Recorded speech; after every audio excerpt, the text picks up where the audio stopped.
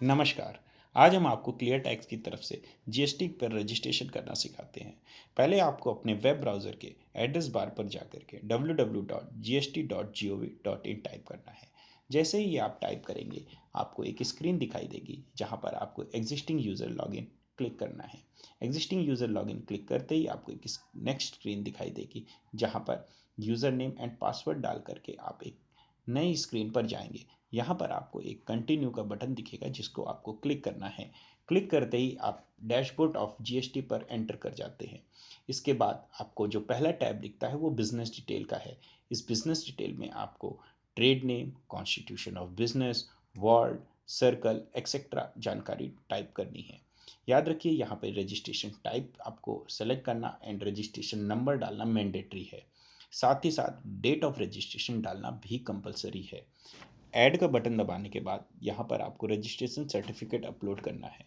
Registration certificate PDF और JPG format में ही होना चाहिए। याद रखिए इस फाइल की मैक्सिमम कैपेसिटी 1 MB ही होनी चाहिए। ये फाइल आप जैसे ही अपलोड करेंगे उसके बाद आपको सेव एंड कंटिन्यू का बटन दबाना है, जो कि आपको एक नेक्स्ट स्क्रीन पर ले जाएगा जहाँ पर आपको प्रोमोटर या पार्टनर की डिटेल्स डालनी है। यहाँ पर आपको फर्स्ट नेम, लास्ट नेम जैसी जानकारी डालनी है। याद रखिए यहाँ पर date of birth, mobile number डालना कंपलसरी है।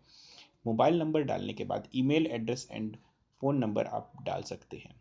याद रखिए नेक्स्ट स्टेप में डेजिग्नेशन एंड आधार नंबर आप डाल सकते हैं। याद रखिए अगर आपके पास आधार नंबर है तो इसको डालना मत भूलिएगा। आधार नंबर डालने के बाद यहाँ पे रेसिडेंशियल एड्रेस डालना है। रेसिडेंशियल एड्रेस डालने के बाद याद रखिए आपको यहाँ पर अपनी फ़ोटोग्राफ अपलोड करनी है। फ़ोटोग्राफ जो है वो जेपीजी फॉर्मेट में होनी चाहिए। याद रखिए इस फाइल का जो मैक्सिमम साइज़ है वो 100 KB से ज़्यादा नहीं होना चाहिए। सेव एंड कंटिन्यू का बटन दबाते ही आपको नेक्स्ट स्क्रीन में ऑथराइज सिग्नेटरी की जानकारी दिखेगी। यहाँ पर जो ऑथराइज सिग्नेटरी है उनके name, address, father's name, mobile number, date of birth डाल दीजिए। ये सारी बेसिक जानकारी डालने के बाद आपको डेजिग्नेशन भी डालना है। सिमिलरली जैसे आपने प्रीवियस स्क्रीन पे डाला था वैसे ही यहाँ पर Aadhaar number, residential of authorise signatory डालना है आपको। ऑथराइज सिग्नेटरी के केस में याद रखिए आपको letter of authorisation and photograph of authorise signatory डालना है। जैसे कि आपने पिछली टैब में डाला था वैसे ही याद रखिए ये भी फाइल जेपीजी फॉर्मेट और 100 KB के अंदर ही होनी चाहिए। सेव एंड कंटिन्यू का बटन दबाते ही ये आपको नेक्स्ट स्क्रीन पे ले जाएगी। कंटिन्यू का बटन दबाते ही ये आपको नेक्स्ट स्क्रीन पे ले जाएगी जो कि गुड्स एंड सर्विसेज का टैब है।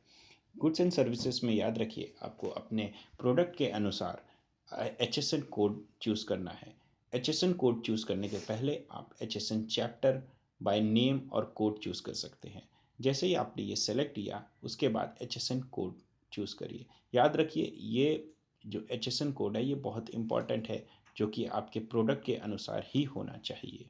नेक्स्ट स्टेप में आपको बैंक अकाउंट का टैब दिखाई देगा जहां पर आपको बैंक अकाउंट की बेसिक डिटेल डालनी है, जैसे कि bank account number, type of account, IFSC code, address. उसके बाद आपको बैंक स्टेटमेंट का फर्स्ट पेज अपलोड करना भी मैंडेटरी है।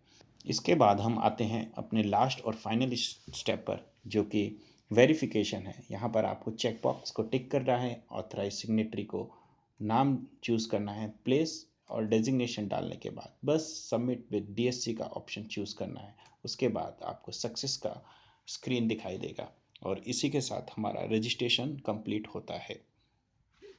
होपफुली आपको ये वीडियो पसंद आया। For more information please visit cleartax.com।